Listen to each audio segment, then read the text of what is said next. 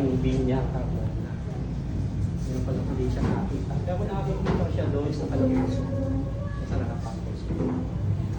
Gwapo pa rin. Hindi nga po. Yung daraan ng kamatayan talaga medyo matindig eh. May ano ba? May katawan.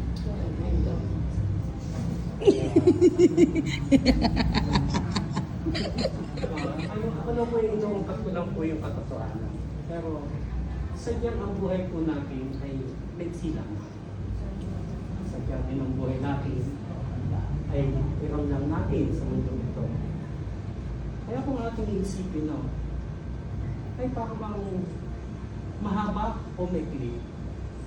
Pero ang pagandahan, no, tayo ay binigyan ng Diyos upang mabuhay tayo sa mundo. Binigyan tayo ng buhay. Yun po lang po ng napakalagang biyaya na pinagkaloob sa atin. Lalo sa mga magulang ng araw na nagkameron ng anak.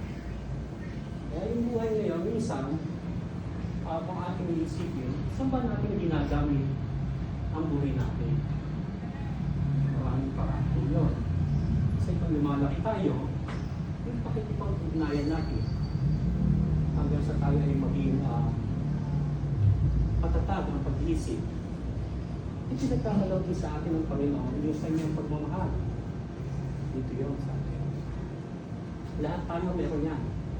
Kasi hindi naman tayo dadaan sa mundo nito kung wala tayong pag-ibig. Yun yung pangalawang regalo sa atin ng ating Panginoon. Yung matuto tayong umibig sa ibang kapwa. Kaya nga pinagpapares, babae ko na kayo po. Kaya kung minsan, isipin natin, ang buhay natin ay talagang napakahalaga. Sa kahalagahan yan, minsan, mayroong napapariwara, mayroong mong napapaganda. Kasi hindi naman lahat ng tao na umibig ay nagtatagumpay. Hindi naman lahat ng tao ay naging successful sa kanyang mga ginagawa. Pero ang kahalagahan po noon, nakita natin kung paano tayo makisalamuha sa mundo ng makasalanan. Lahat po tayo, wala po tayo ililingin sa atin.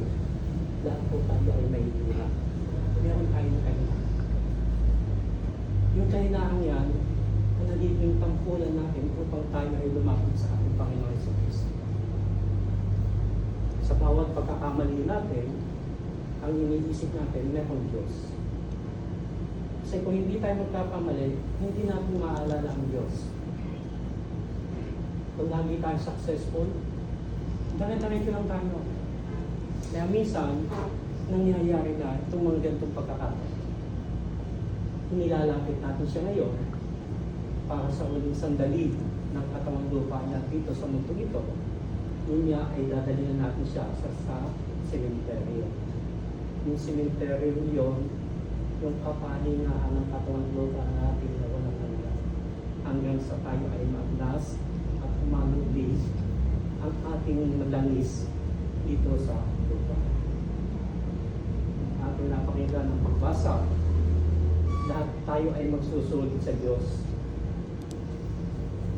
Yung ating mga munting nagagawang kasalanan, kapag ito ay hindi natin ipagpatawag sa ating Panginoon, andun yung tinatawag na titimbangin pa rin ng ating Panginoon. Pero kung po ay natutulungan natin mga buhay. Kasi tayo yung nakakapagsalita. Kaya doon sa sanong tulungan sa buhay, sa piling mga buhay, ang piling ng Diyos ay lagi nasa. Kaya minsan, kapag namatay na yung ating mga kamag-anak mahal sa buhay, magulang, 1 taon, 2 taon, na sariwa pa. So sa ikatlong taon, medyo nawawala na yun. Lalo na paaba ng paaba. Maaalala lang natin ito tuwing November 1. Minsan nga hindi pa natin nadadalaw dahil busy tayo. Kaya kung isipin natin, kung magulang natin na nawala, saan ba tayo nang galing? Sa kanila. Katulad din ng Diyos. Kung ang Diyos hindi tayo binigyan ng buhay, wala tayo. Lahat tayo ay nilikha ng Diyos. Minsan, yung ating pasasalamat ay hindi natin ibibigay sa Kanya. Kahit sa magulang natin dito, nagkadamatay na yung magulang natin, minsan masama pa yung loob natin eh. Dahil nung mga araw may tinitignan si tatay at si nanay, yung bunso lagi ang meron. Yung pangalan naghihirap, nagtatrabaho, nagpapakain, hindi ba lang. Ganun yung nangyayari sa atin, sa piling natin dito sa Diyos. Pero ang Diyos, kung tayo ay nagpupulang sa Kanya, lagi din tayo minahal. Yung pagbabalik lang natin sa Kanya, ang iniintay niya sa atin. Katulad ngayon, ibinabalik natin ang kaluluwa ni Mityo sa tulong natin. Yung mga panalangin natin, bago isa, yun yung mag-aangat sa Kanya upang makarating doon sa tahanan ng ating Ama. Kaya nga sabi ni Jesus, siya ang daan, ang katotohanan at ang buhay. Kung tayo po ay mga Katoliko-Kristiyano, na tayo binigilan ng bata tayo, hindi natin alam kung ano yun. Pero yung lahat ng mga kasalanan ng mahal natin, ibinuhos yung tubig at yung ilaw na kandila, yun yung nagiging tanglaw natin. Kaya nga, kung ginagawa natin sa huling sandali ni Melchor, binibigyan natin siya ng huling paalala, pagmamahal. Ito yung inilalapit natin sa ating Panginoon. Kaya tayo ay nagtitipon-tipon ngayon. Hindi basta lang yung kayo ay nakipaglamay. Pero ano yung pakikisa natin? Dahil binibigyan ng Panginoon kung hanggang saan ninyong mahal ang inyong kamag-anak o kasaling lahi o dugo at dugo. Kaya medyo, bagamat ikaw ay nauna na, asahan mo, katulad dito ngayon na marami nagdadalang hati sa iyong kaluluwa, kahit na kami mga lingkod ng simbahan, ay ipinagdadasal ka na lahat ng mga namatay.